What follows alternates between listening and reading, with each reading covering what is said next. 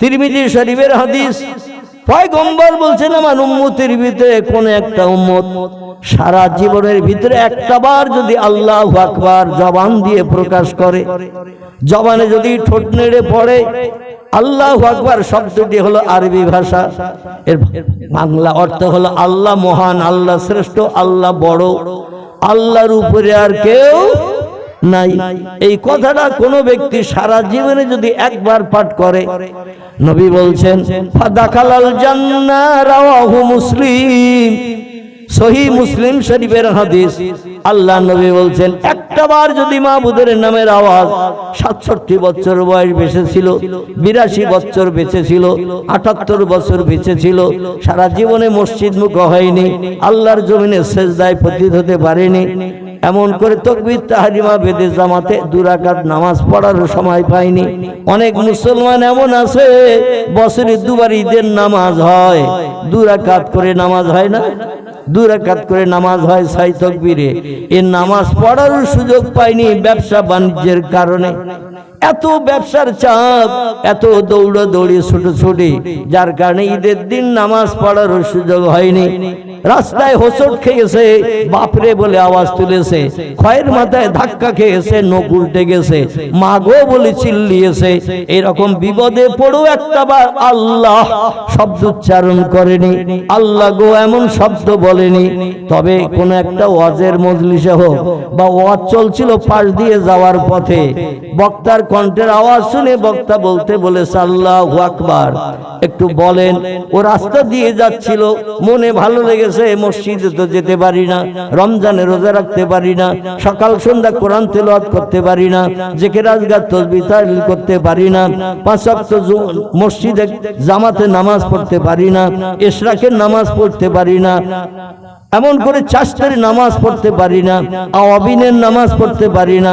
রাতের গভীরে রাত্রদ্বীপ প্রহর থেকে নিয়ে ফজরের আযান ধ্বনি পর্যন্ত এর আগে একটি নামাজ আছে, এই নামাজটির নাম আল্লাহ কোরআনের 15 পারার সূরা বনী ইসরাঈলে কোট করে দিয়েছেন, ওমিনাল লাইলি ফাতাহাজ্জাদ বিহি নাফিলাতাল লাক।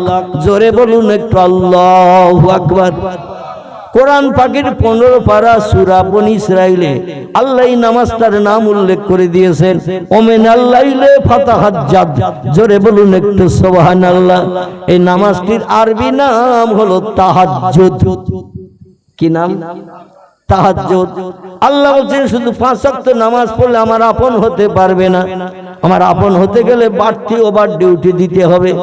5 ওয়াক্ত নামাজটা অবশ্য কর্তব্য, এই জন্য করেছি আমার দুনিয়ায় বাস করো, আমার নির্বাত খাও, আমার অনুদান বিবি বাচ্চা নিয়ে জীবন যৌবনে ক্ষুধা মিটিয়ে সংসার যাপন করো, আমার দুনিয়ায় তোমরা বাস করো।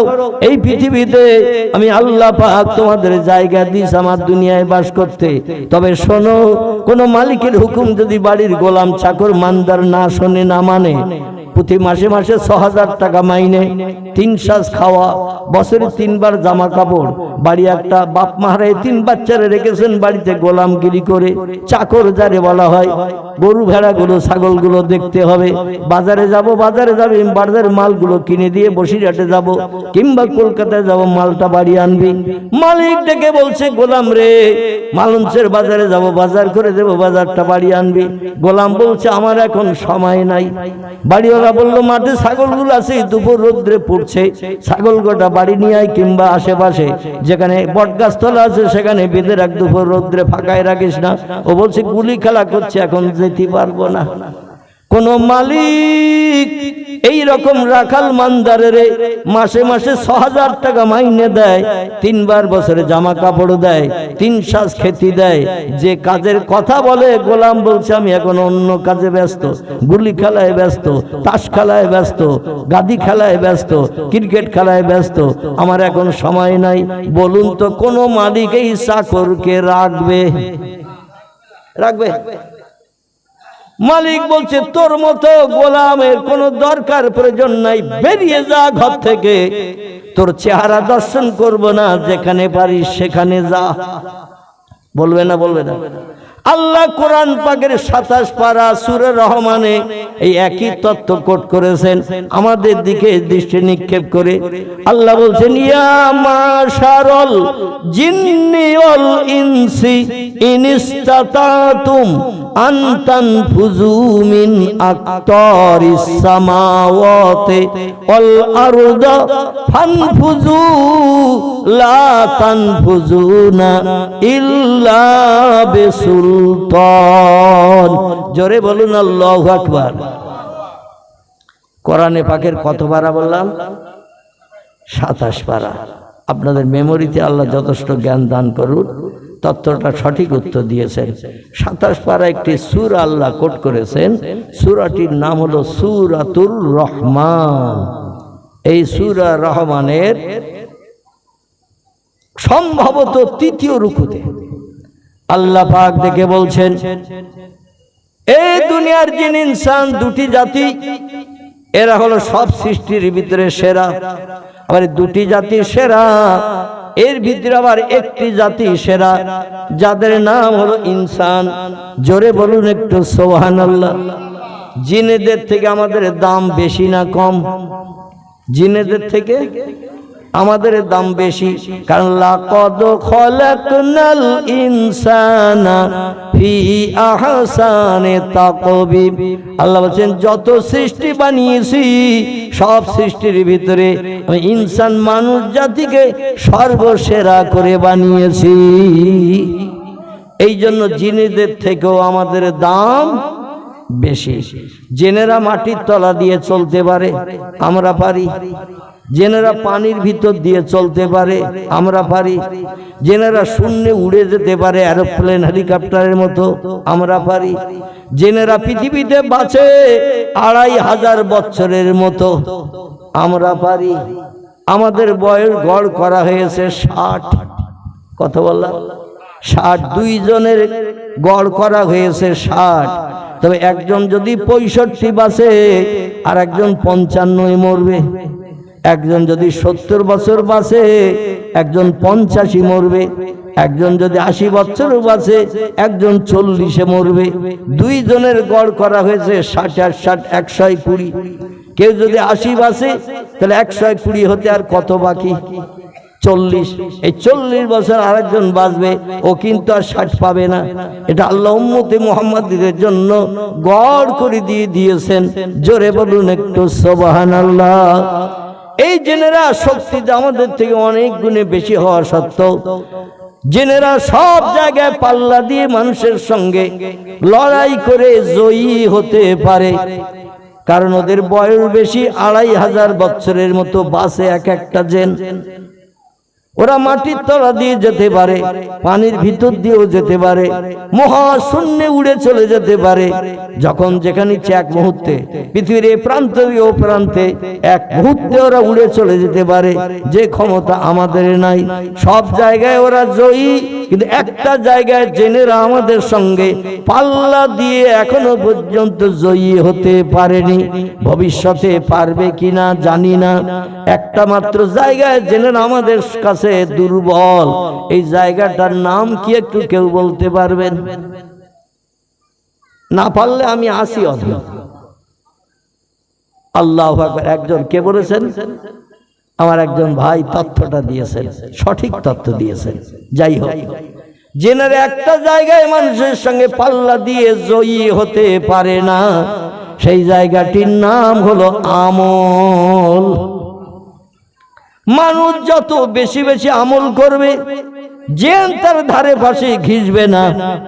এরা আমলকারীরে বড় ভয় করে। এছাড়া আর কোন জায়গায় জেনেরা কোনো ভীত সন্ত্রস্ত হয় না।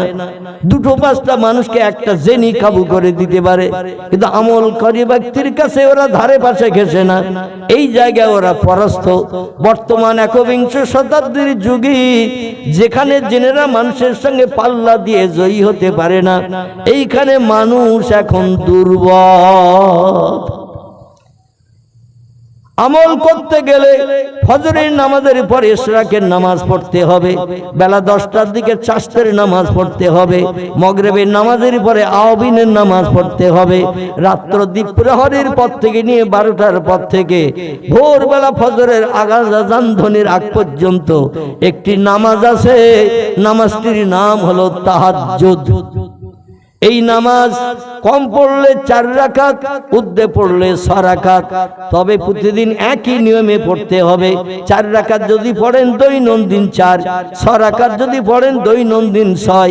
এই 6 রাকাত কিংবা 4 রাকাত নামাজ যখন বান্দা গভীর রাত্রি তামাম পৃথিবীর সব সৃষ্টি দেহের ক্লান্তি দূর করার জন্য যখন ঘুমিয়ে যায়, বিশ্রাম নেয়, সব সৃষ্টি যখন তন্দ্রাভিভূত হয়, ওই সময় বিছানায় লাথি মেরে বিবি বাচ্চার মায়া ছেড়ে ঘুমকে হারাম করে যে বান্দা যায় নামাজের পাটিতে দাঁড়িয়ে যে 4 রাকাত মতান্তরে 6 রাকাত নফল নামাজ আদায় করবে, নামাজ শেষ হয়ে যাওয়ার পরে বান্দা যখন দোকানে হাত তুলে 2 চোখের পানি 2 ফোঁটা ফেলে গভীর রাত্রি যদি জীবনের কামনা বাসনা একটু জানায়, আল্লাহ কোরআনে বলছেন ফাকুদুনি, তোমাদের কিছু চাওয়ার হলে আমার কাছে চাও, আস্তাজিব লাকুম, তোমাদের সব দাবি দোয়া কবুল করে নিয়ে আমি আল্লাহ তোমাদের মুখে হাসি ফোটাবো। পয়গম্বর মুহাম্মদ রাসূলুল্লাহ বলছেন, মান কানা লিল্লাহ, যে লোকটি আল্লাহর আপন হয়ে যায় রাত জেগে বিবি বাচ্চার মায়া ছেড়ে শান্তির সাথে বিছানায় লাথি মেরে ঘুমকে হারাম করে যে ব্যক্তি যায় নামাজের রাতের গভীরে দাঁড়িয়ে যায়, রাত্রের ইবাদতটা আল্লাহর কাছে সব থেকে বেশি প্রিয়। এই নামাজ পড়ি বান্দা যখন আল্লাহর কাছে দোকানে হাত তোলে, উদুনি, কিছু যদি চাওয়ার থাকে আমার কাছে চাও, আস্তাজিব লাকুম, সব দাবি দোয়া পূর্ণ করে কবুল করে তোমাদের মুখে হাসি ফোটাবো। আবার বুখারী শরীফের প্রথম হাদিসে বলা হয়েছে, ইন্নামা আমালু বিন্নিয়াত, তুমি একটু নিয়ত করে আল্লাহর কাছে কি চাইবে এটা নিয়ত করে নিয়ে নামাজ অন্তে হাত তুলে সেই কথাটা জানাও, কারণ আল্লাহ পাক তোমার দাবি দোয়া কবুলের জন্য লা তাখুযুহু সিনাতু ওয়ালা নাউম। জোরে বলুন একটু আল্লাহু আকবার।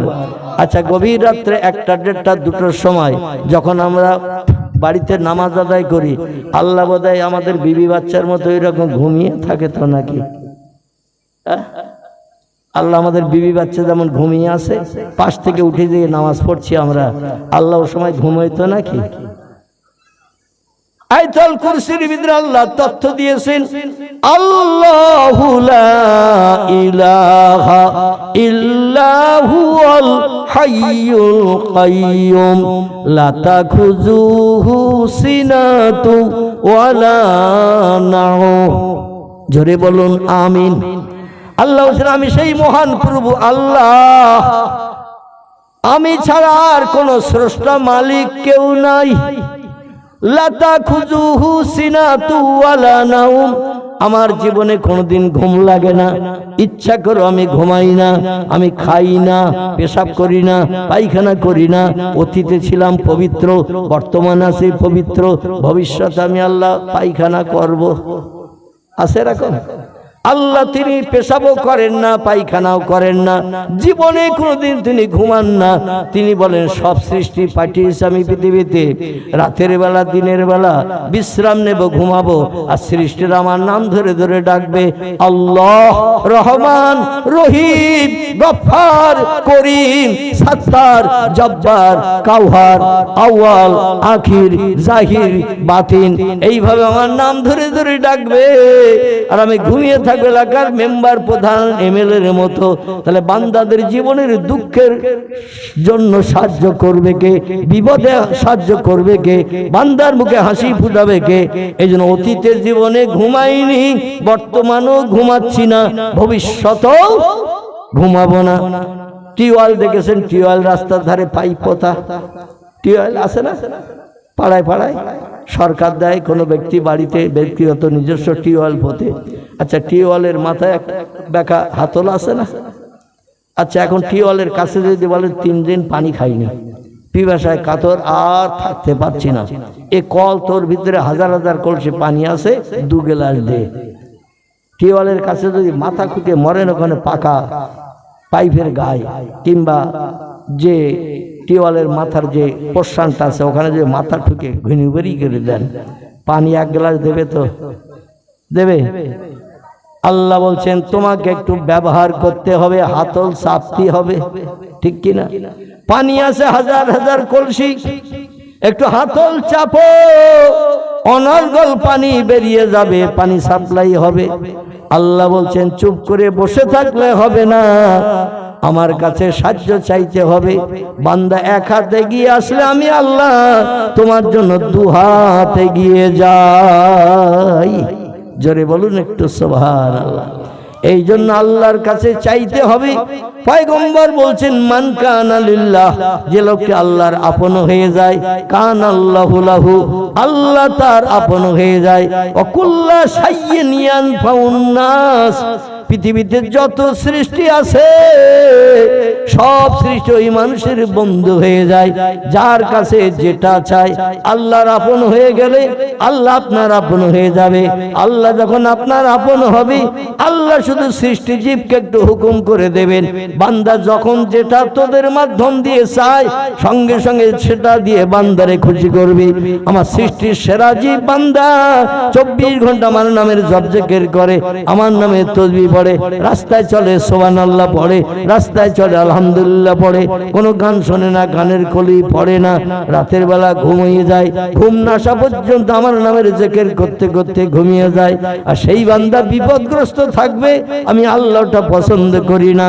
এই জন্য ও সৃষ্টি তোমাদের কাছে আমার বান্দা যেটা চাইবে সেটা দিয়ে খুশি করবে। এটা হলো আল্লাহর কোরআনের কথা। এখন আমরা পৃথিবীতে যত সৃষ্টি আছে তাদের কাছে কিছু চাইলে দেয় তো? একটু কথা বলেন। সৃষ্টির কাছে বাঘ, ভাল্লুক, হাতি, সিংহ, গন্ডার, ইঁদুর, কুকুর, বিড়াল, সাপ, বিচ্ছু, ব্যাঙ, মাছি, মশা, পিপিলিকা, কীট পতঙ্গ, সার্কো, পোকা, উকুন, মশা থেকে শুরু করে যত সৃষ্টি আছে এদের কাছে যদি কিছু বলি ওরা আমাদের কথার দাম দেয় তো? তাহলে আমরা কিরম সৃষ্টির সেরা জীব? ওরা আমাদের কথার দাম এক পয়সাও দেয় না। যদি বলেন হরজিটা ডকুমেন্ট হুজুর একটা তথ্য, মনে করুন বাড়িতে একটা অনুষ্ঠান করছেন, আত্মীয় স্বজন অনেক এসেছে, কিছু আত্মীয় স্বজন কাছাকাছি বাড়ি চলে গেছে, দূরের আত্মীয় স্বজন তারা রয়ে গেছে। মনে করুন দুখানা ঘর, ছেলে মেয়ে একটা ঘরে থাকে, আপনি আপনার স্ত্রী আর একটা ঘরে থাকেন, আর বাড়িতে আত্মীয় স্বজন রয়ে গেছে মনে করুন 15 জন। এখন এই আত্মীয় স্বজনকে বাইরে উঠানে জায়গা করে দেবেন শীতকালে, না ওদের ঘরে বারান্দায় জায়গা করে দিয়ে আপনি উঠানের দিকে এসে থাকার চিন্তা নেবেন? কি মনের ব্যাপারটা কি হবে? যে আত্মীয় স্বজন আমন্ত্রণ করেছি, তারা এসেছে, দূরের পথ, বাড়ি যেতে পারেনি, কালকে সকালে ট্রেন ধরবে কিংবা দূরের পথ, কাল সকালে রওনা দেবে, তারা এখন রয়ে গেছে, তাদের জায়গা দেওয়া উচিত ঘরের ভিতরে, ঠিক কিনা? কিংবা বাড়ির বারান্দায়। আমি কোথায় থাকবো একটা দিনের জন্য এটা তাদের বলার দরকার নাই। যেখানে পারি বসে কাটাই কি শুয়ে কাটে, যেখানে পারি একটা রাত অন্তত কাটাবো। এটা অতিথিতা রক্ষার জন্য একটা আমার নিজের জীবনের ব্যক্তিগত বিষয়, ঠিক কিনা? এখন যদি মনে মনে চিন্তা ভাবনা করেন, সবাই তো বারান্দায় শুয়েছে, ঘরের ভিতরে শুয়েছে, বাড়িতে আর জায়গা নাই, পাশে একটা গোয়াল ঘর আছে, তার পাশে পাকা উঠোন, ওখানে জায়গা আছে, তো গোয়াল ঘরের পাশে ওইখানটাই শুই। এখন গোয়াল ঘরের পাশে লাইলনেটের মশারি যা ছিল সব বাড়ির মেহমানদের দিয়ে দিয়েছেন টানিয়ে, যাতে মশাই না খায়। আপনি গোয়াল ঘরের পাশে বিছানা করে রাতটুকু কাটাবেন, এই চিন্তা ভাবনা নিয়ে গোয়াল ঘরের পাশে যদি একটু একটা বিছানা মাদুর পেতে শুয়ে পড়েন, আর মশাদের যদি ডেকে বলেন মশারা আমি হলাম সৃষ্টির শ্রেষ্ঠ, তোরা হলি সৃষ্টির নিকৃষ্ট, এটা আল্লাহ কোরআনে জানিয়ে দিয়েছেন। ওয়াইন মিন শাইইন ইল্লা ইউসাব্বিহু বিহামদিহি, জোরে বলুন একটু আল্লাহু আকবার। আল্লাহ বলেন যত সৃষ্টি পৃথিবীতে বাস করে, বড় ছোট মাঝারি ক্ষুদ্র যা কিছু বাস করে, প্রত্যেকটি সৃষ্টি জীব আমি আল্লাহ আমার নামের তাসবিহ রাত দিন 24 ঘন্টা তারা জপ করে। আমার নামের জপ জিকির করে, ওয়াইন মিন শাইইন ইল্লা ইউসাব্বিহু বিহামদিহি, আমি আল্লাহ আমার নামের তাসবিহ পাঠ করে তাহলে আমার নামের প্রশংসা করে। কোরআনের আয়াত। এখন বাঘ, ভাল্লুক, হাতি, সিংহ, গন্ডার, ইঁদুর, কুকুর, বিড়াল, সাপ, বিচ্ছু, ব্যাঙ এরা সবাই আল্লাহর প্রশংসা করে না করে না? আল্লাহ বলেন লা ইয়াফকাহুনা ইল্লা তাসবিহাহু, ও সৃষ্টির সেরা মানুষ, ওদের ভাষা তোমরা বোঝো না, এই জন্য বুঝতে পারে না ওরা কি আওয়াজ করে। ব্যাঙ ঘ্যাগর ঘ্যাগর করে, বিড়াল ম্যাও ম্যাও করে, কুকুর ঘেউ ঘেউ করে, পাখিরা কিচির মিচির করে, ছাগল প্যাঁ প্যাঁ করে, গরু হুম্বা হুম্বা করে, হাঁসেরা ফ্যাস ফ্যাস করে ডাকে। ঠিক বললাম না ভুল বললাম? আল্লাহ বলছেন ওদের ভাষা তোমরা বোঝো না। এক একটা সৃষ্টির জবানে আমি এক এক রকম ভাষা দান করেছি, ওদের ভাষা যদি বুঝতে তাহলে তোমরা বাস্তব দেখতে পেতে। 24 ঘন্টায় ওরা আমার নামের জপ জিকির করে ওদের ভাষায়। বিড়াল ম্যাও ম্যাও করে, আমি আল্লাহ আমার নাম ধরে ডাকে। ছাগলেরা প্যাঁ প্যাঁ করে, আমার নাম ধরে ডাকে। গরুরা হুম্বা হুম্বা করে, আমার নাম ধরে ডাকে। পাখিরা কিচির মিচির করে, আমার নাম ধরে ডাকে। তার কারণ হলো ও সৃষ্টি শ্রেষ্ঠ জীব মানুষ, তোমাদের ঘরে 4 পাটি 5 পাটি চাল আছে, আর যত সৃষ্টি আছে ওদের ঘরে ক পাটি খাওয়ার জন্য চাল আছে? একটু কথা বলবেন। কোন সৃষ্টির ঘরে আমাদের মতো ভবিষ্যতের চিন্তা নিয়ে ঘরে 4 পাটি চাল রাখে? কোন সৃষ্টি আমাদের বাড়ির আশেপাশে পুকুর কেটে রাখি, মাছ পুষি, আত্মীয় স্বজন যখন তখন আসলে জাল ফেলে ধরবো, ধরে অন্তত মাছের ঝোল করে দুপুরবেলা খাওয়াবার, রাতের চিন্তা আলাদা নেব। একটা সৃষ্টির নাম করুন, তারা পুকুর কেটে মাছ পুষে রেখেছে। আমরা জমিতে ফসল তৈরি করি, পটল, বেগুন, ঝিঙে, কপি, আলু, লঙ্কা, ঝাল, পেঁয়াজ থেকে শুরু করে কত ফসল জমিনে ফলাই। পৃথিবীতে যত সৃষ্টি আছে একটা সৃষ্টির নাম বলে আমারে বলুন। হুজুর ওরাও ঝিঙের চাষ করে, ওরা পটলের চাষ করে, বেগুনের চাষ করে, কপির চাষ করে, আলুর চাষ করে, ওরা ভবিষ্যতে চিন্তা ভাবনা করে চাষ করে রাখে। আছে একটা? এই পৃথিবীতে আমরা মানুষ ছাড়া আমরা ভবিষ্যতের চিন্তা ভাবনা করে ব্যাংক ব্যালেন্স করে রাখি। অনেকের নামে ব্যাংকের বই আছে না নাই? ব্যাংক ব্যালেন্স করি 2000, 5000, 10,000, 20,000 যেমন থাকে। ব্যাংক ব্যালেন্স করি, প্রয়োজনে দরকারের সময় উঠাবো, সমস্যা মিটাবো। একটা সৃষ্টির নাম করে বলুন, ওরা ব্যাংকের বই করে রেখে দিয়েছে, যখন লাগবে ব্যাংকে যে ম্যানেজারের কাছ থেকে টাকা তুলে আনবে, সমস্যার সমাধান পাবে। আছে কোন সৃষ্টির? পৃথিবীতে আমাদের মতো ভবিষ্যতের চিন্তা কোন সৃষ্টি করে না। ভোরবেলা যখন হয় সূর্য ডগমগ করে উঠতে যায়, অশ্বত্থ গাছের মাথায় কোকিলেরা দেখবেন ভোরবেলা ফজরের আজানের পরে ওরা কুহু কুহু কুহু কুহু করে ডাকে না ডাকে না?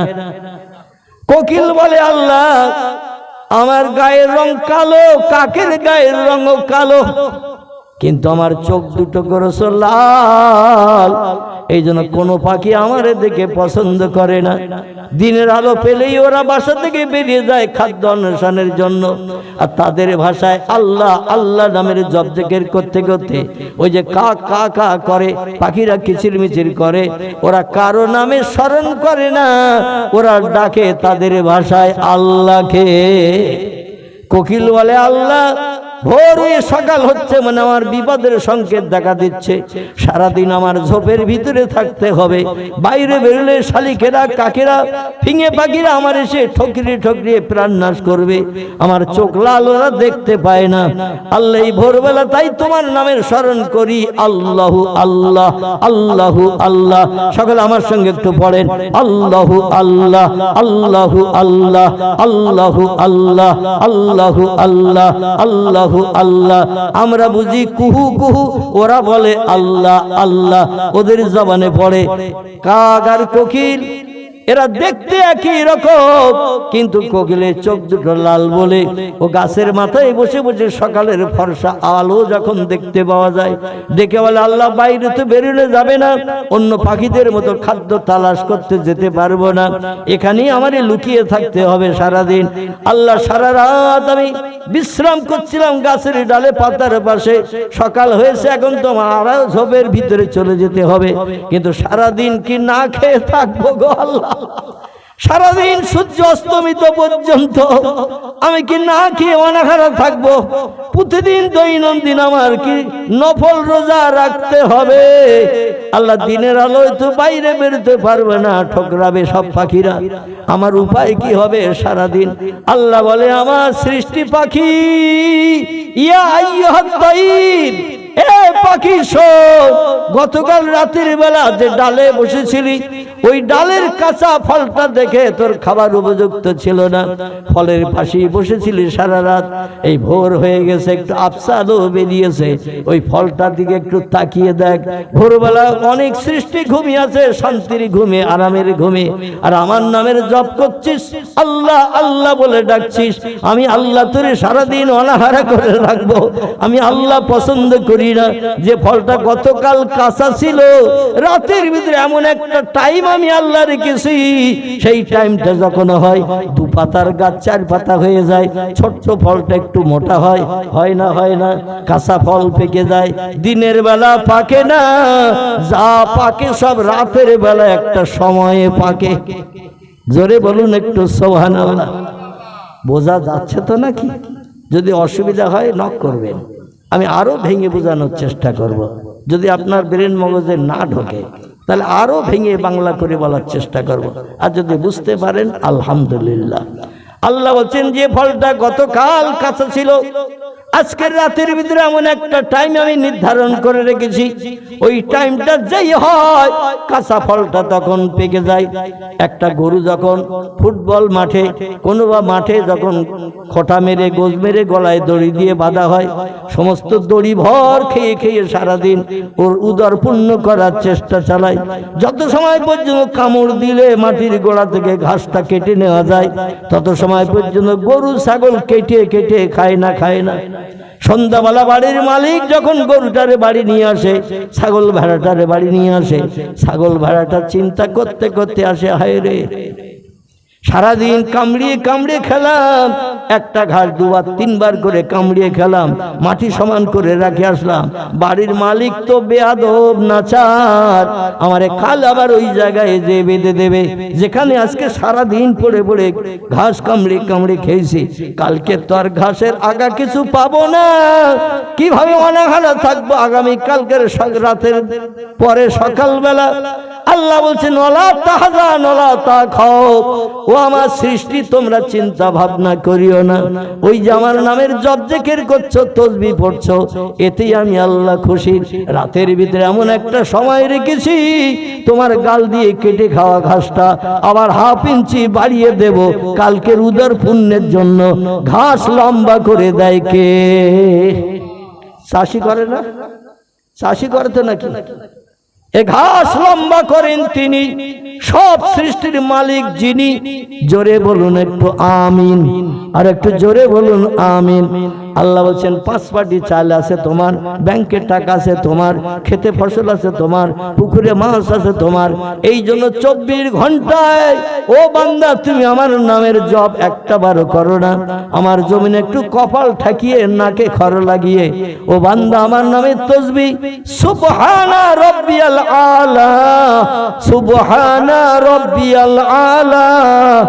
আপনাদের এই বাইতুল হামদ মসজিদে এই তাসবিহ পড়ে না অন্য পড়ে? আমি যেটা বললাম এইটা পড়ে না অন্য পড়ে? এইটাই পড়ে। তাম পৃথিবীতে বর্তমান 256টির মতো দেশ বিদ্যমান। কটা বললাম? তাম পৃথিবীতে দেশের সংখ্যা 256টির মতো।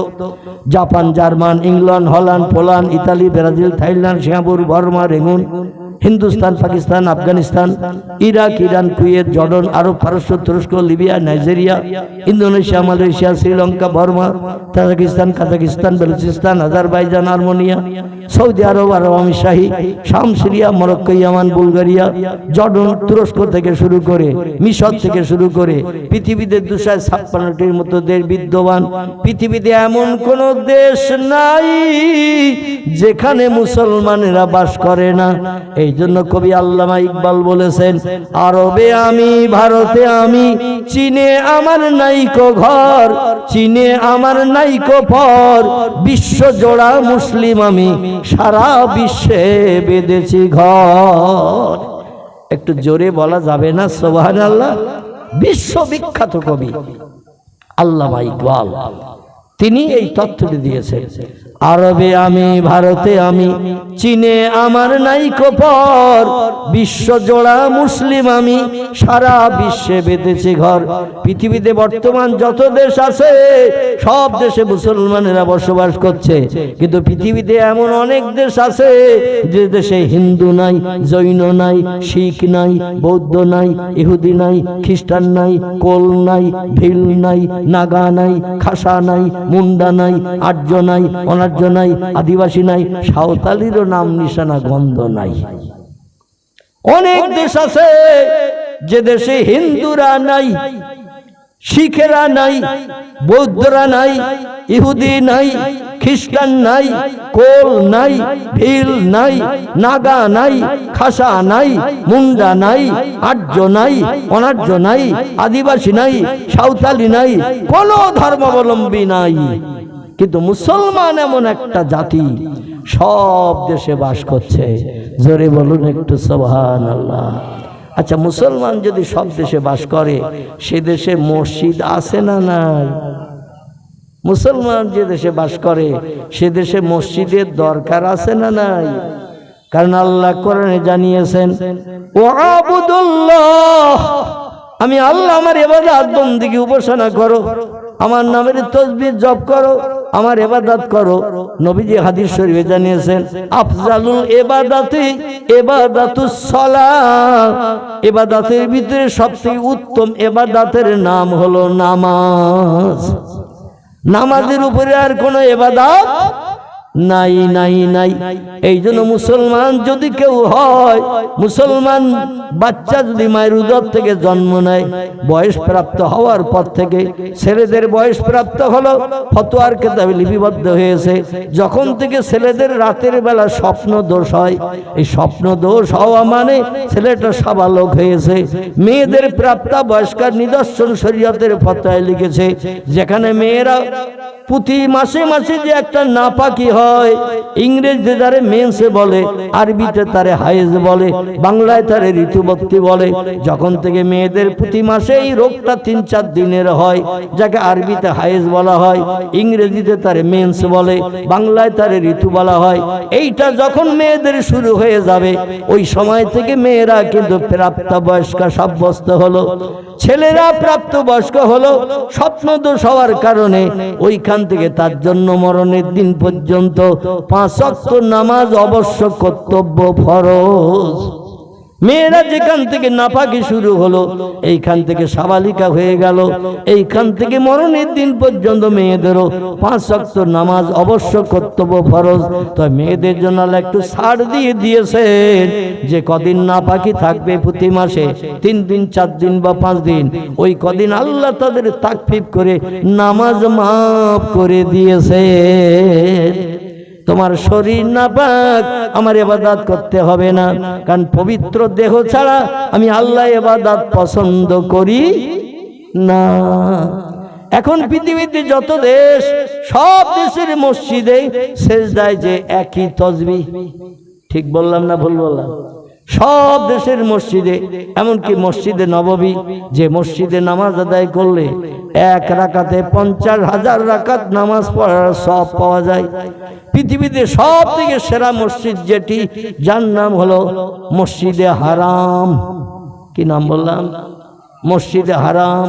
এখানে হারাম বলেছি বলে যেন ধারণা করবেন না, হারাম মানে তো খারাপ। হারাম মানে তো নিকৃষ্ট, হারাম মানে অপবিত্র, হারাম মানে নিষিদ্ধ। তাহলে এই মসজিদটা খারাপ, নিষিদ্ধ, অপবিত্র মসজিদ।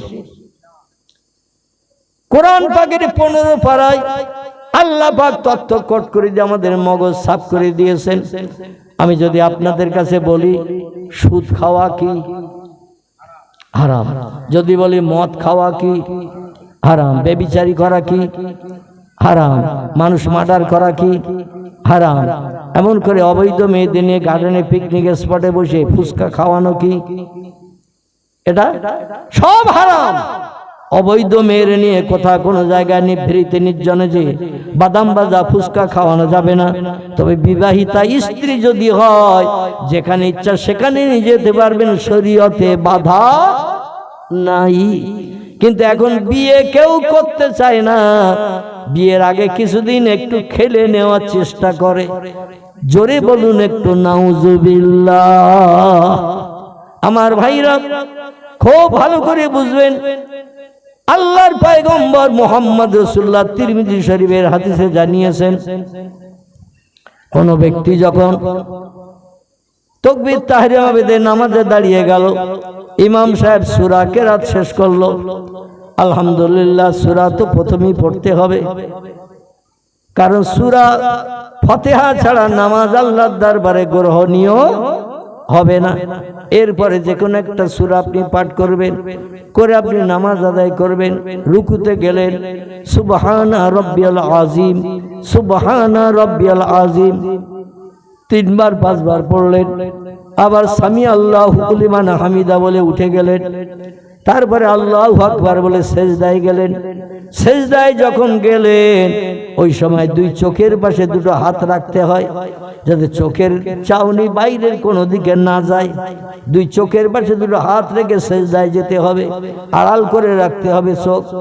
চোখ বদমাইশি করে বাইরের কোনো দৃশ্য যেন না দেখে, কারণ সেই নিরাকার মহান প্রভু আল্লাহ, তার নামে তাসবিহ পড়তে হবে। এবার সেজদায় যখন যাওয়া হয় কপালে একটু ধুলো মাখে না মাখে না, নাকে একটু ঘাসানি লাগে না লাগে না, নাকে খড় দিয়ে কপালে ধুলা মেখে সেজদায় যখন বান্দা চলে যায়, ওই সময় তাসবিহ পৃথিবীর সব দেশে একই তাসবিহ, সুবহানা রাব্বিয়াল আলা, সুবহানা রাব্বিয়াল আলা। এখানেও আলাদা পড়ে না, আর পড়া আইনসঙ্গত নয়, মানে শরীয়তের বিধান সব জায়গায় একই। তিরমিজি শরীফের হাদিস, পয়গম্বর মুহাম্মদ রাসূলুল্লাহ সাল্লাল্লাহু আলাইহি ওয়াসাল্লাম জানাচ্ছেন, কোন ব্যক্তি যদি 2টি বার সিজদায় যে আল্লাহর এই পবিত্র নামের তাসবিহ মাত্র 2টি বার পাঠ করে, সুবহানা রাব্বিয়াল আলা, এর অর্থ হলো হে মহান পবিত্র আল্লাহ, তুমি খাও না, ঘুমাও না, পেশাব করো না, পায়খানা করো না, স্বামী স্ত্রী মিলন নাই, তোমার কোনো বাচ্চা কাচ্চা নাই, কারো পেট থেকেও তুমি জন্মগ্রহণ করো নাই, তুমি ছিলেন অতীতে একা, বর্তমানে একা, ভবিষ্যতেও থাকবে একা। আল্লাহ তুমি হলে সব শক্তির ঊর্ধ্বে, বিজ্ঞান, দর্শন, ইঞ্জিনিয়ার, ডাক্তার, মাস্টার, ভূতত্ত্ববিদ, ঐতিহাসিক, সাহিত্যিক, যত নামি দামি ব্যক্তি পৃথিবীতে থাক না কেন, সব ব্যক্তির উপরে তুমি আল্লাহ। জোরে বলুন একটু সুবহানাল্লাহ। পয়গম্বর বলছেন, আমার কোন উম্মত 2টো বার যদি এই তাসবিহ সেজদায় যে কপালে ধুলা লাগিয়ে নাকে খড় লাগিয়ে যদি পড়ে, আল্লাহ সেজদারত বান্দার তাসবিহ শুনে, আল্লাহু আলিমুন বিজাতিস সুদূর, আল্লাহ এত বড় প্রত্যক্ষদর্শী, প্রত্যক্ষ সামিন তিনি, আমরা মনে মনে যা কিছু গোপন করি সেটাও আল্লাহ জানেন। জোরে বলুন একটু সুবহানাল্লাহ। আরে জবান দিয়ে যে পড়ছেন সুবহানা রব্বিয়াল আলা, সুবহানা রব্বিয়াল আলা। পয়গম্বর মুহাম্মদ রাসূলুল্লাহ বলছেন এই তাসবিহ দুনিয়ার সব কিছু ছেড়ে দিয়ে, ব্যবসা বাণিজ্য কাজকর্ম বিবি বাচ্চার মায়া ছেড়ে দিয়ে বান্দা যখন জমিনে সেজদায় যায় এই তাসবিহ দুটি বার মাত্র পড়ে, আল্লাহ খুশিতে এত বাগবাগ হয়ে যায়। আল্লাহ ডেকে বলে যা রে বান্দা যা, আমি তোর সারা জীবনের গুনাহ মাফ করে বেগুনাহ মাসুম বানিয়ে দিলাম। নারায়ে তাকবীর, নারায়ে তাকবীর। কবার পড়লে? দুবার। তিরমিজি শরীফের হাদিস। তিনবারের কথা নবী বলেননি, চারবারের কথাও বলেননি।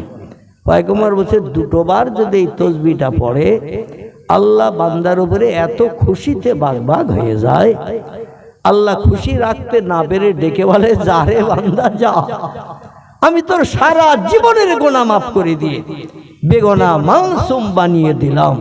জোরে বলুন একটু সুবহান। আচ্ছা, আমরা যখন মসজিদে জুমার নামাজ, ওক্তীয় নামাজ পড়তে যাই, আমরা এই তাসবিহ কবার পড়ি? কবার? কমপক্ষে তিনবার, ঠিক কিনা? আচ্ছা, তিনবার পড়ার পরে অনেক মুসল্লি আছে একটু মাথা উঁচু করে ইমাম সাহেবের দিকে তাকায় কিনা? এ তাকায় না, তাকায় না, ইমাম উঠেছে কিনা?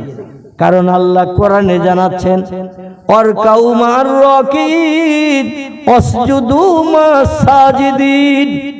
ইমাম যখন রুকুতে যাবে, ইমামের দেখা দেখি তুমিও রুকুতে যাবে। ইমাম যখন সেজদায় যাবে, ইমামের দেখা দেখি তুমি সেজদায় যাবে। ইমাম যখন সেজদা থেকে উঠবে, ইমামের দেখা দেখি আল্লাহু আকবার বললে তুমি সেজদা থেকে উঠবে। ইমামের আগে যদি কোনো আরকান তুমি বাড়তি করে পালন করো, ইমামের আগে যদি তুমি সেজদা থেকে উঠো, ইমামের আগে যদি তুমি সালাম ফিরিয়ে দাও, আসসালামু আলাইকুম ওয়া রাহমাতুল্লাহ, ইমাম এখনো সালাম ফেরায়নি, তাশাহুদ পড়ছে, এমন করে দরুদ ইব্রাহিম পড়ছে, দোয়া মাসুরা পড়ছে, তোমার হয়তো তাড়াতাড়ি পড়া হয়ে গেছে। ইমামের আগে যদি তুমি ডাইনে সালাম ফিরিয়ে দাও, আসসালামু আলাইকুম, কোন মুক্তাদির নামাজ কবুল হবে? কারণ আল্লাহ কোরআনে বলছেন ইমামের দেখা দেখি রুকু করো, ইমামের দেখা দেখি সেজদা করো, ইমামের দেখা দেখি ডাইনে বামে সালাম ফিরাও। তাহলে ইমামের নামাজ কবুল হয়ে গেলে তোমার নামাজও কবুল হয়ে যাবে। বর্তমান যুগের এমন আমরা কত মুসল্লি আছি, তাড়াহুড়োর মুসল্লি, তিনবার সুবহানা রব্বিয়াল আলা পড়া হয়ে গেছে, মাথা উঁচু করে ইমামের দিকে, মেহরাবের দিকে তাকাচ্ছি ইমাম উঠেছে কিনা, দেখে ইমাম এখন উঠেনি, আবার সেজদায় চলে গেছে। মুক্তাদি আবার সেজদায় চলে গেছে, আবার চারবার পড়েছে সুবহানা রব্বিয়াল আলা। দুটোবার যে তাসবিহ পড়লে আল্লাহ জীবনের গুনাহ মাফ করে দেয়, এ তাসবিহর তত্ত্ব যদি ইমামের জানা থাকে, ও কি তিনবার পড়ে উঠবে না 9 বার 11 বার পড়ে উঠবে? কি বুঝতে পারেনি? ইমামের যদি জানা থাকে দুবারই তাসবিহ শুদ্ধভাবে পড়লে আল্লাহ সারা জীবনের গুনাহ মাফ করে দিয়ে দেন। কত ভুল করেছি, কত ত্রুটি করেছি, কত অপরাধ করেছি, যৌবন বয়সে কত গুনাহ করে ফেলেছি, আল্লাহ সারা জীবনের গুনাহ মাফ করে দেবেন। এই তাসবিহ দুটোবার খালেস নিয়তে পড়লে ইমাম তখন 9 বার 11 বার 13 বারও পড়তে থাকবে না, থাকবে না।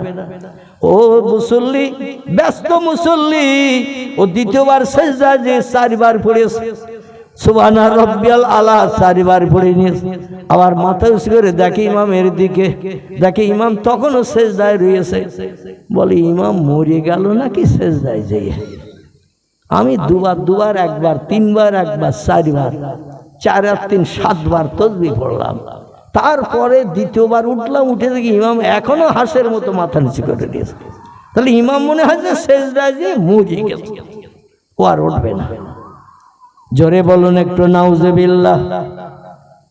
নামাজ পড়তে গেলে যত ব্যস্ততা, দেখবেন নামাজ পড়তে গেলে যেন গায়ে বিষ লাগা মতো হয়, গায়ে যেন ঝালটলি দেওয়া মতো হয়। ইমাম সাহেব নামাজ শেষ করে একটু দোয়া দরুদ পাঠ করে একটু দোয়া করবে। আজকের জুমার দিন গেছে না, অধিকাংশ মসজিদে জুমার দিন আমি অধম লক্ষ্য করে করে দেখি এই জুমার দিন জুমার নামাজ মোট কত রাকাত? কত? আমার বাবাজি ছাড়া আর কেউ যান না মসজিদে? 22 রাকাত। একটু জোরে বলবেন। এই 22 রাকাত নামাজ হলো জুমার দিন। 2 রাকাত তাহিয়াতুল ওযু, 2 রাকাত দাখলুল মসজিদ আছে না, 4 রাকাত কাবলুল জুমা, তারপরে 2 রাকাত ফরজ, 4 রাকাত বাদাল জুমা, 4 রাকাত আখেরি জোহর, 2 রাকাত সুন্নত, 2 রাকাত নফল। কত হলো? আলহামদুলিল্লাহ। জুমার দিন জুমার নামাজ হলো 22 রাকাত। আমরা টোটাল পড়ি কত রাকাত? কত? একটা আওয়াজ এসেছে না দিক থেকে? আল্লাহু আকবার, আল্লাহু আকবার। আহারে, নবী বলছেন আল জুমাতু আগেরুন, আল জুমাতু আজহেরুন। জুমার দিন হলো খুশির দিন, জুমার দিন হলো দোয়া কবুলের দিন, জুমার দিন হলো বান্দাদের মুখে হাসি ফুটানোর দিন। জোরে বলুন একটু সুবহানাল্লাহ। পয়গম্বর মুহাম্মদ রাসূলুল্লাহ তিরমিজি, আবু দাউদ শরীফ, নাসাই শরীফের হাদিসে তথ্য দিয়েছেন। আল্লাহ নবী বলছেন মেহরাবের ভিতরে ইমাম সাহেবের যে জুমার দিন বসা থেকে নিয়ে ইমাম সাহেবের উঠে আসা পর্যন্ত আল্লাহ রহমতের দরজা বন্ধ রাখে না।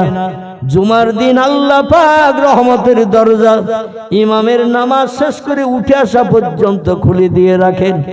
আর আল্লাহ নবী বলছেন কারো কিছু যদি চাওয়ার থাকে, কারো কিছু যদি পাওয়ার থাকে, কারো জীবনের কোনো শখ যদি থাকে, ইমাম সাহেবের বসে থাকা অবস্থায় আল্লাহর কাছে হাত পেতে দোয়া করো।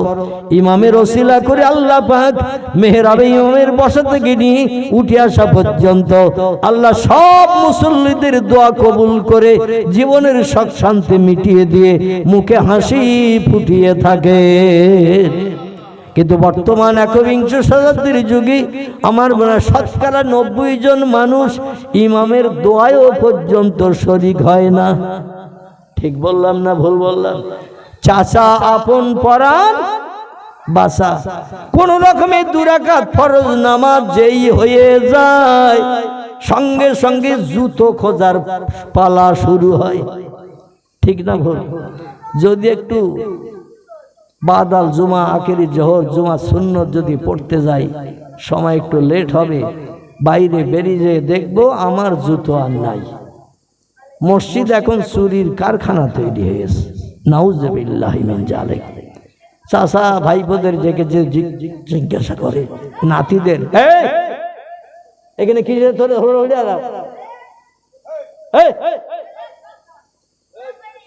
শয়তানেরা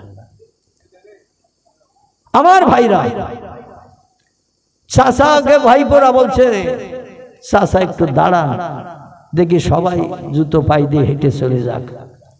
ইমাম সাহেব দোয়া সাবরেশন করলো। অনেক ব্যক্তির আবার বাপ মায়ের আত্মার কল্যাণের জন্য দোয়ার মজলিস করে। 2-5টা বাতাসা পাওয়ার আশায় অনেক বাচ্চারাও যায় না। অনেক আবার বাচ্চাদের মসজিদে থাকতে দেয় না, তাড়িয়ে দেয়, বার করে দেয়। যা, যেমন আজকের হাঁকাহাঁকি করছি, আমি একটু হাঁকলাম, শেষে বলি মানে আপনারা তো কেউ কিছু বলতেছেন না, ওরা অটোমেটিক বাজার চালাচ্ছে। তা আমি শেষে একটু বকলাম, মানে আমার সময় শেষ হয়ে গেছে, চলে যাব। সম্ভবত আগামী এই অগ্রহায়ণ মাসের শেষের দিকে আপনাদের ওই বাস স্ট্যান্ডের আগের থেকে ডান ধারের দিকে একটা প্রোগ্রাম আছে, ডায়েরিতে লিখিয়ে দিয়েছে। অগ্রহায়ণ মাসের 22 তারিখ না কত তারিখে এইরকম হবে। আল্লাহ অধমকে হায়াতে বাঁচিয়ে রাখলে, 4 চক্ষের মিলন ঘটালে আবার সেখানে কিছু আলোকপাত করব। দেখতে দেখতে আমার সময় শেষের দিকে এসে গেছে। যাই হোক, পরবর্তী বক্তা যিনি আছেন তাকে আপনারা নিয়ে আসার জন্য প্রস্তুতি নেবেন। আমি যেটা বলতে চাচ্ছিলাম সেটি হলো এই, দাদারে দাঁড় করিয়ে রেখেছে, আর ছোট ছোট বাচ্চারা বাচ্চারা যা পেল, সব দিন পায় না, মাঝে মধ্যে সব রেশানি হলে পায়, ওই আশায় ওরা আসে। তা ওদের তাড়িয়ে দেবেন না, কারণ আপনি আমি যখন থাকবে না মসজিদ আবাদ করবে ওরাই, ঠিক কি না? এই জন্য ওরা নামাজ পড়তে আসছে, এটা হলো সৌভাগ্য। আমরা তো যাই না, আমরা তো নামাজের ধার ধারি না, কিন্তু এই বাচ্চারা বাচ্চাবেলা থেকে নামাজ যদি পড়া শুরু করে ওরা ভবিষ্যতে পাক্কা নামাজি হয়ে যাবে। নবীজিও নিষেধ করেছেন বাচ্চাদের তাড়িয়ে দিতে, তবে ওদের সতর্ক করে রাখতে হবে যাতে নামাজের কোনো ক্ষয়ক্ষতি না হয়। আমি যেটা বলছিলাম সেটি হলো এই, সবাই জুতো নিয়ে যখন চলে গেল, দেখা গেল দুটো জুতো আছে, তবে ফিতে ছেঁড়া, দড়ি বাঁধা। যে দুটো আছে ফিতে ছেঁড়া, দড়ি বাঁধা। ভাইপোরা তখন ডেকে বলছে, চাচা এই দুটোই তো আছে, এই দুটো বোধহয় তোমার। বলে গতকালকে তোর বড় চাচা আমার অজান্তা মুগুর মার্কা ডিপিসোল জুতো এক্সট্রামলা নতুন কিনে দিয়েছে। আমি সেই পুরনো দুটোই পাই দিয়ে আসতে চাচ্ছিলাম। বৌমারা কিছুই বললো, ছাড়লো না, বললো কবে কুটুম বাড়ি যাবে তাই নতুন জুতো পাই দেবে। আজকের জুমার দিন, শুক্রবারের দিন, রহমতের দিন, করুণার দিন, মসজিদে এই নতুন জুতো পরে যাও। তো আমি নতুন পরে, ভাইপোরা বলছে চাচা তুমি ভুল বলছো, বাড়ি যেয়ে দেখো নতুন দুটো আছে, আর এই ছেঁড়া দুটো তুমি নিয়ে এসেছো। বাড়ি যেয়ে দেখে সেই নতুন দুটোই রয়েছে, আছে তো নাকি? যেয়ে দেখে আর দুটো ছেঁড়া রয়েছে, আর দুটো ছেঁড়া পাই দিয়ে গেছে। চাচা তখন চিন্তা ভাবনা করছে এই জুতোর উসল উঠবে কি করে। বৌমারা বলছে সামনে শুক্রবারের দিন 2 রাকাত ফরজ নামাজ হয়ে যেই সালাম ফিরাবে, তুমি দোয়াও আর শরীক হবা না। টোটাল বেরিয়ে চলে এসে যে দুটো ইসলামওয়ালা কার হয় হোক দেখার দরকার নাই, ওই দুটো পাই দিয়ে চলে আসবে। সেদিন আর মোনাজাতও শরীক হওয়ার সুযোগ হলো না। হায় রে মুসলমান, মসজিদে পর্যন্ত মসজিদের কোটোর টাকা চুরি হচ্ছে, মাইক্রোফোন চুরি করে নিয়ে যাচ্ছে, মসজিদের জায়নামাজ পাটিও পর্যন্ত চুরি হচ্ছে। কি বিধর্মীরা আসে বলে মনে হয়? ওরা ভয় করে, ওরা ভয় করে, ওরা ইবাদতের ঘর মসজিদের ধারে পাশে আসে না, বাইরে থেকে ওরা একটু তাকিয়ে দেখে। আর আমার মুসলমানের ছেলেরা মসজিদের পাশ দিয়ে যায়, জীবনে তো ঢোকে না, একটু তাকিয়েও ভিতরটা দেখে না। নাউযুবিল্লাহি মিন জালিক। তাহলে আল্লাহর রহমত পাওয়া যাবে ভাই? আল্লাহর দয়া করুণা পাওয়া যাবে? কোনোদিন পাওয়া সম্ভবপর নয়। আল্লাহকে আগে রাজি করতে হবে। তাহাজ্জুদ পড়ুন, রাতের গভীরে ঘুম হারাম করুন, বিবি বাচ্চার মায়া ছাড়ুন, শান্তির সদ্যা বিছানায় লাথি মারুন। রাতের গভীরের নামাজটা আল্লাহর কাছে অতি মর্যাদাবান, অতি উন্নত। তবে নামাজ অন্তে 2টি কাজ আমাদের করতে হবে আল্লাহর সাহায্য পেতে গেলে। এই কাজ 2টির কথা বলবো না সামনের দিন বলবো? আপনারা তো চালাক শ্রোতা দেখছি, আজকে সব শুনে নেবেন। আল্লাহু আকবার। শোনা ভালো, তবে আমল করতে হবে তার সঙ্গে। আল্লাহ কোরআনে বলছেন, বিসমিল্লাহির রহমানির রহিম, ফালিয়াদহাকু কালিলাউ ওয়ালিয়াবকু কাসীরা। ও বান্দা বান্দিরা, 2টি কাজ যদি তোমরা আমল দিতে পারো, আমি আল্লাহ আমারে রাজি করতে তাড়াতাড়ি পেরে যাবে। যেটা চাইবে সেটা পাবে। কোনো সমস্যার সমাধানের জন্য মেম্বারের কাছে যেতে হবে না, প্রধানের কাছে যেতে হবে না, এমএলএর কাছে দরখাস্ত দিতে হবে না, থানার ওসিরে মিনাখা থানার ওসিরে বস করতে হবে না। আমি আল্লাহ তোমাদের জন্য এনাফ, তোমাদের জন্য যথেষ্ট হয়ে যাব। জোরে বলুন একটু সুবহানাল্লাহ। কাজ 2টি কি কি শুনুন। আল্লাহ বলছেন ফালিয়াদহাকু কালিলা, পৃথিবীতে যতদিন বাঁচবে হাসি তামাশা একটু কম কম করে করবে। ওয়ালিয়াবকু কাসীরা, আর চোখের পানি আমার কাছে রাতের নিভৃতে সব সৃষ্টি যখন দেহের ক্লান্তি দূর করার জন্য বিশ্রামে যাবে, ঘুমিয়ে যাবে, ওই সময় আমার কাছে দুখানা হাত তুলে চোখের পানি একটু বেশি বেশি বেশি বেশি ফেলার চেষ্টা করবে বান্দা। 1 ফোঁটা চোখের পানি জাহান্নামের আগুন দপ করে নিভে যাবে। জোরে বলুন একটু সুবহানাল্লাহ। জাহান্নামের পানি কিছুতে, জাহান্নামের আগুন কিছুতেই নিভবে না। নবী বলছেন 2টি ফোঁটা আল্লাহর কাছে বড় প্রিয়। এই 2টি ফোঁটার 1টি ফোঁটা যদি জাহান্নামের আগুনে নিক্ষেপ করা হয়, কোটি কোটি মাইল লম্বা, কোটি কোটি মাইল চওড়া, যার এরিয়ার কোনো শেষ নাই। আর হাসরের মাঠের দিকে জাহান্নাম ঝম ঝম ঝম ঝম ঝম ঝম আওয়াজ করতে করতে গিয়ে আসবে। 70,000 করে ফেরেশতা জাহান্নাম জাহান্নামকে শিকল ধরে টেনে রাখবে। এক একটা শিকলে ধরবে 70,000 করে ফেরেশতা, হাজার হাজার শিকলে ফেরেশতারা ধরে টানবে। মানুষের গায়ের দেহের ক্ষমতা যতটা, আল্লাহর একজন কম দরজার ফেরেশতার গায়ে 70 জন যুবকের ক্ষমতার মতো ক্ষমতা। জোরে বলুন একটু সুবহানাল্লাহ। পয়গম্বর মুহাম্মদ রাসূলুল্লাহ বলছেন, আল্লাহর 70 জন ফেরেশতার গায়ে যেমন ক্ষমতা, আল্লাহ আমি অধম মুহাম্মদ রাসূলুল্লাহ আমার গায়ে ক্ষমতা দিয়েছিলেন তেমন, কিন্তু আমি ক্ষমতার কোনো প্রয়োগ করি নাই, ক্ষমতা ব্যবহার করি নাই। ক্ষমতা যদি ব্যবহার করতাম পৃথিবীর কোনো মানুষ আমার সঙ্গে পাল্লা দিয়ে জয়ী হতে পারত না। কারণ আল্লাহ একটি মর্যাদা সম্মান আমার দিয়েছিলেন, ওমা আরসালনাকা ইল্লা রাহমাতাল লিল আলামিন। জোরে বলুন একটু আল্লাহু আকবার। আল্লাহ বলেন, হাবিব গো, তোমার গায়ে 70 জন ফেরেশতার মতো ক্ষমতা দিয়েছি বলে ক্ষমতার অপব্যবহার করবে না, ক্ষমতা প্রয়োগ করবে না। তোমার নামের সার্টিফিকেট আরেকটা আমি দিয়েছি, তুমি হলে দয়ার সাগর, করুণার আধার। তোমার কাছ থেকে মানুষ দয়া পাবে, করুণা পাবে, রহমত পাবে, বরকত পাবে। এই জন্য তুমি সবসময় নরম দিলে আদর্শ দিয়ে পৃথিবীর মানুষকে বুঝাবে। ক্ষমতা প্রয়োগ করে ইসলামের জয় হবে না, বরং দয়া, করুণা, রহমত দেখালে ইসলামের জয় হবে।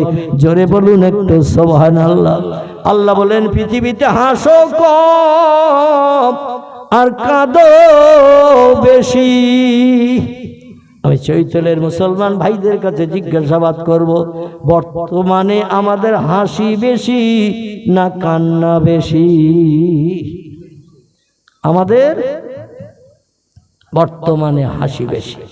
আরে হাসি বেশি হওয়ার মূলে একটা যন্ত্রণা, অনেকের পকেটে হাত দিলে পাওয়া যাবে সেটি। আলহামদুলিল্লাহ, ঠিকই বলেছেন আপনি। সেই যন্ত্রটির নাম হলো মোবাইল। মোবাইল মেশিন যদি কাছে থাকে, কোনো যুবতী আর কাছের কাছে আনার দরকার আছে? এখন সরাসরি ফটো মনের মানুষের দেখতে পাবেন, কেমন কথা বলছে, কেমন হাসছে, কপালে কটা টিপ, চোখে কেমন আই পালিশ, ঠোঁটে কেমন ঠোঁট পালিশ, সবগুলো এখন দেখতে পাওয়া যায় না, যায় না। আপনাকে আর একা একা চলতে হবে না। আপনি মোবাইলে সঙ্গে সঙ্গে ফটোগ্রাফ করে নেবেন, তাকে বলবেন ফেসবুকে কিংবা সরাসরি মোবাইলে আমার সঙ্গে কথা বলো, সঙ্গে সঙ্গে দুইজনের সঙ্গে অ্যাকশন চলবে। আর দেখবেন 6খানা করে 12খানা দাঁত তো কমপক্ষে, উপরে আরো বেশি দাঁত বেরিয়ে যাবে। মনের মানুষের যখন অবৈধ মনের মানুষ প্রেমিক প্রেমিকার সঙ্গে যখন মোবাইলে সরাসরি সাক্ষাৎ হবে, এরা হাসতে হাসতে কথা বলবে না কাঁদতে কাঁদতে বলবে। দুনিয়ার যত হাসি এদের মুখে তখন চলবে, একে অপরকে খুশি করার জন্য কত অঙ্গ ভঙ্গি করে দেখাবে তার ঠিক ঠিকানা নাই। জোরে বলুন একটু নাউজুবিল্লাহ। এই মোবাইল মেশিনটা বিজ্ঞানী পরিকল্পনায় বার হওয়ার কারণে পৃথিবীতে মানুষের কান্না এখন প্রায় শেষের দিকে, শুধু হাসি আর হাসি, আনন্দ আর আনন্দ, ফুর্তি আর ফুর্তি। পয়গম্বর মুহাম্মদ রাসূলুল্লাহ সাল্লাল্লাহু আলাইহি সাল্লাম তিরমিজি আবু দাউদ শরীফের হাদিসে জানিয়ে দিয়েছেন, দুনিয়া হলো কান্নার জায়গা, হাসির জায়গা হলো আল্লাহর জান্নাত। পৃথিবীতে যত পারো কাঁদো, আল্লাহর জান্নাতে যখন যাবে কোটি কোটি কোটি কোটি বছর কোনো দুঃখ পেতে হবে না, কোনো ব্যথা পেতে হবে না, কোনো অভাব থাকবে না, কোনো যন্ত্রণা থাকবে না, রোগ বেমারি হবে না। এক একটা যুবক পুরুষকে পরিষেবা দেওয়ার জন্য আল্লাহ পাক রব্বুল আলামিন 70টা করে জান্নাতি হুর বরাদ্দ করে দেবেন। একটু চিল্লাই বলা যাবে কি সুবহানাল্লাহ? কটা? 70টা করে যুবতী হুর গেলেমান আল্লাহ বরাদ্দ করে দেবেন। কান্না হুন্না ইয়াকুত ওয়াল মারজান ফিহিন্না খায়রাতুন হিসান হুরুম মাকসুরাতুন ফিল খিয়াম। চিল্লায়ে বলুন আমিন।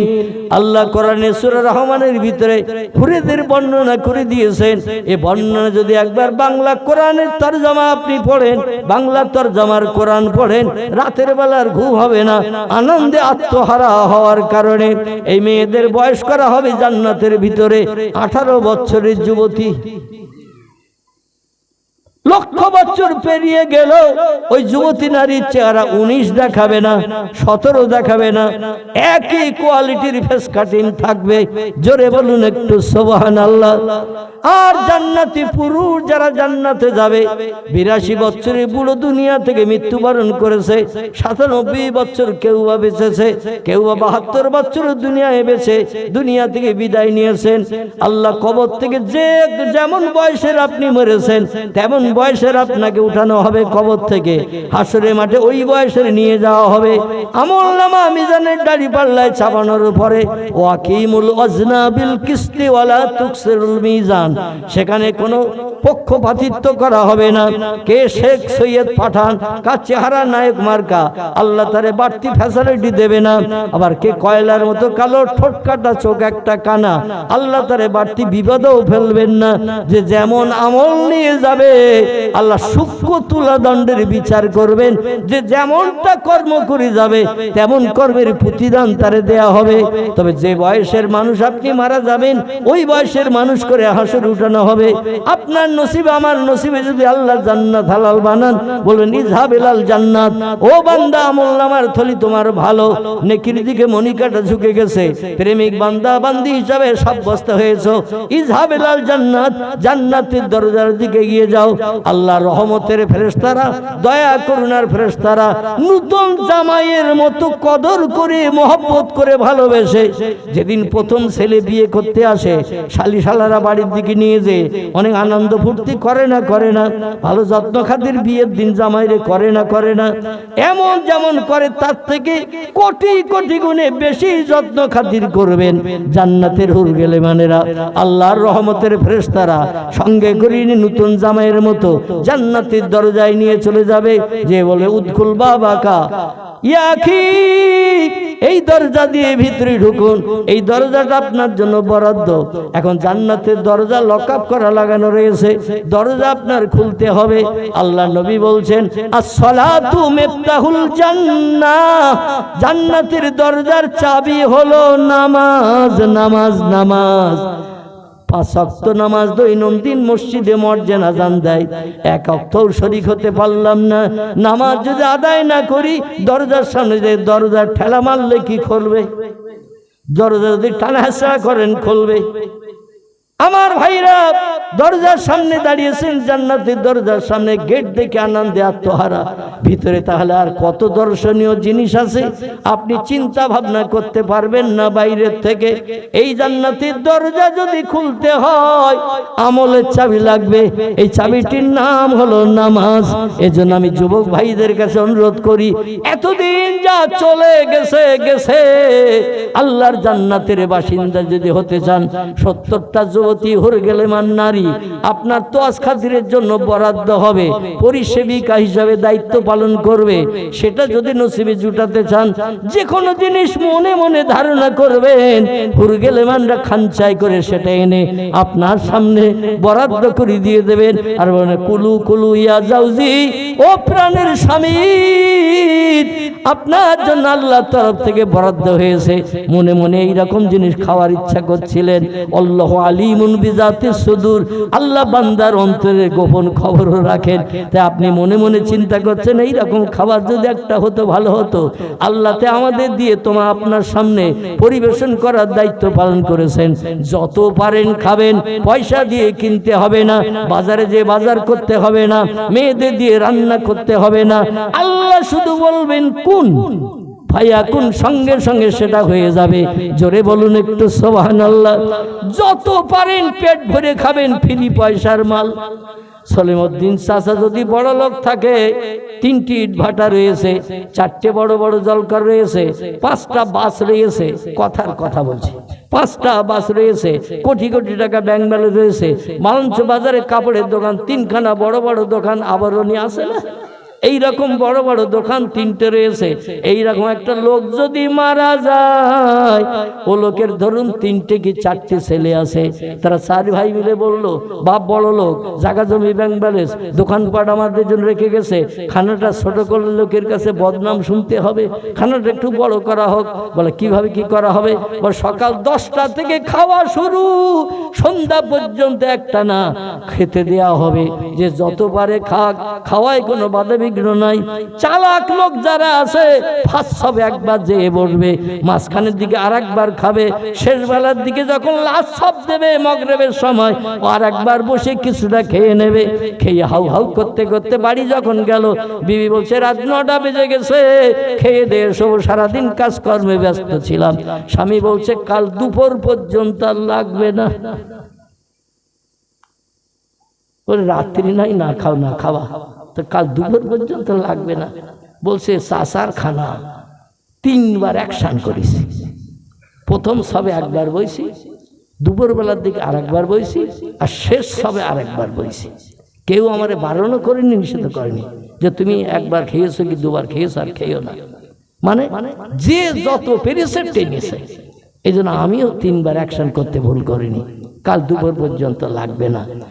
এই যে দুনিয়ায় এরকম বড় খানা টানা হলে মানুষ 1বার 2বার 3বার খেলেও কেউ ধরতে পারে না। জান্নাতের ভিতরে আপনি বিনা পয়সায়, বিনা বাজারে, বিনা রান্নায় ভালো ভালো তোহবা, গিফট, অনুদান আল্লাহ আপনার জন্য বরাদ্দ করবেন। যত পারবেন খাবেন। হোটেলে খেলে পয়সা দিয়ে ফিরতে হবে না, হবে না। আল্লাহর জান্নাতে কোনো পয়সার বালাই নাই। তবে আল্লাহর কি অফুরন্ত রহমত। এখন উপরের দরজা দিয়ে আমরা এই দুনিয়ায় খাই, পিছনের দরজা দিয়ে আবার বার করতে হয়তো নাকি। জান্নাতে ওটাও লাগবে না। টোটাল 8খানা জান্নাতের ভিতরে একটাও পেশাব ঘর নাই, একটাও পায়খানা ঘর নাই। টোটাল জান্নাত হলো পবিত্র। জোরে বলুন একটু সুবহান। এখন এত খাওয়া খাচ্ছেন বিনা পয়সার খাওয়ার জান্নাতের ভিতরে, আবার জান্নাতে থাকবেন কোটি কোটি বছর ধরে, তাহলে আপনার খাদ্যগুলো কি হবে? আল্লাহ বলেন একটা নমুনা পৃথিবীতে দিয়েছি, ওই নমুনার দিকে লক্ষ্য করো, খেয়াল করো, তাহলে আমার জান্নাতের ভিতরে পেশাবের দরকার হবে না, পায়খানার দরকার হবে না, এই নিয়ে কোনো চিন্তা ভাবনা করতে হবে না। নমুনাটা হলো এই, পরবর্তী বক্তা এসে গেছেন, আলোচনা রাখবেন, আমি শুধু নমুনাটা বলি, বক্তৃতা রীতি টানবো। সেটি হলো এই, আল্লাহ যে দুনিয়ায় একটু লক্ষ্য করো, খেয়াল করো, মায়ের পেটে যখন বাচ্চা আসে, বাচ্চা, ওই বাচ্চাটা 9 মাস 10 দিন কোনো খাবার খায় না, মায়ের পেটে একদিনও পেশাব করে না, মায়ের পেটে একদিনও পায়খানা করে না, কিন্তু ওই বাচ্চা কি অসুস্থ থাকে নাকি? না খেয়ে ওই বাচ্চা মায়ের নাড়ির মাধ্যম দিয়ে খায়, কিন্তু তার পেশাব হয় না, পায়খানা হয় না, মায়ের পেট নোংরা করে না। আল্লাহ যেভাবে খাইয়ে তারে হজম করায়, ওই রকম ভাবে জান্নাতের ভিতরেও আমরা খেলে মাঝে মাঝে একটু হাই উঠবে, একটু ঢেকুর উঠবে, সঙ্গে সঙ্গে খাবারগুলো হজম হয়ে যাবে, পেশাব পায়খানার দরকার হবে না। মায়ের পেটের বাচ্চার যেমন দরকার হয় না। ওমা আলাইনা ইল্লাল বালাগ। আমার বক্তৃতার মাধ্যম দিয়ে যদি কারো অন্তরে ব্যথা, দুঃখ, আঘাত লেগে থাকে, ভাই সন্তান হিসাবে ক্ষমার চোখে দেখবেন। আমি অধম দীর্ঘ 4 বছর কঠিন রোগে আক্রান্ত ছিলাম। গত 2024-এর 18 জানুয়ারি কলকাতা আরএনটেগর হসপিটালে অপারেশনের পর থেকে 1 বছর ঘরের ভিতরে আবদ্ধ ছিলাম ডাক্তারের নির্দেশ মেনে। কারণ ইনফেকশন হওয়ার ভয় দেখিয়েছিল ডাক্তার, বলেছিল ইনফেকশন হলে কিন্তু আর বাঁচানো যাবে না। যাই হোক, 1 বছর পরে আবার একটু বাইরে বেরোনোর সুযোগ পেয়েছি। আল্লাহ কবরের যাত্রীকে এখন চেয়ারে বসার সুযোগ দিয়েছেন। গ্রামের 98% মানুষের ধারণা ছিল আমি অধমার বাঁচব না, আমারও নিজেরও ধারণা ছিল আমি আর বাঁচব না। বর্তমান আমার ওজন এখন 59-59.5 কেজি। ডায়ালিসিস চলেছে 3.5 বছর। ওজন ছিল তখন 45.5 কেজি, মানে শুধু চামড়ার সঙ্গে হাড়ের সঙ্গে লেগেছিল। চেহারা কালো একদম হয়ে গিয়েছিল। এখন মোটামুটি ফর্সা না হলো একটু মুদে রঙের আছি কিনা, এখন আমার চেহারাটা মোটামুটি যা দেখছেন এটাই পূর্বে স্বাভাবিক চেহারা ছিল। মাঝখানে যখন ডায়ালিসিস চলেছে আমি কালো ভূত মতো হয়ে গিয়েছিলাম, হাড়ের সঙ্গে শুধু চামড়া লেগেছিল। টোটাল ওজন হয়েছিল তখন 45 কেজি। আল্লাহ একটু বাড়াতে বাড়াতে এখন 59-59.5 কেজি করেছেন। এখনও অসুস্থ আছি, এখনও 10টা-11টা করে ট্যাবলেট প্রতিদিন লাগে, নাভিতে 3 বার করে ইনসুলিন আমার ফোটাতে হয়। এই জন্য আমি অধিকাংশ জলসায় যেয়ে খাওয়া দাওয়া করি না, বাড়ি থেকে খাদ্য নিয়ে আসি, বাড়ি যেয়ে খাই। এটা আমার নিয়ম, ডাক্তারি ফর্মুলা। আমার খাওয়া হলো সবজির ভিতরে পটল, ঝিঙে আর লাউ, ডালের ভিতরে শুধু মুগ ডাল, মাছের ভিতরে শুধু দেশি মাছ, কোনো নোনা মাছ আমার চলে না, গোশের ভিতরে পোলট্রির গোশ, এছাড়া আমার অন্য কোনো গোশ চলে না। যাই হোক, ডাক্তারের নির্দেশ মেনে চলছি। অধমের জন্য দোয়া করবেন, আল্লাহ যেন সমাজের মানুষকে অন্তত দিন শরীয়তের পথে চলার মতো অধমের মুখ দিয়ে 2-4 কথা বলার তৌফিক দান করেন। আমি আপনাদের জন্য দোয়া করি, আল্লাহ আপনাদের সকলকে বিশ্বনবীর আদর্শের রঙে রাঙিয়ে কবরে যাওয়ার তৌফিক দান করেন। সকলে বলুন আমিন। ওমা আলাইনা ইল্লাল বালাগ। উচ্চ রবে প্রাণ ভরে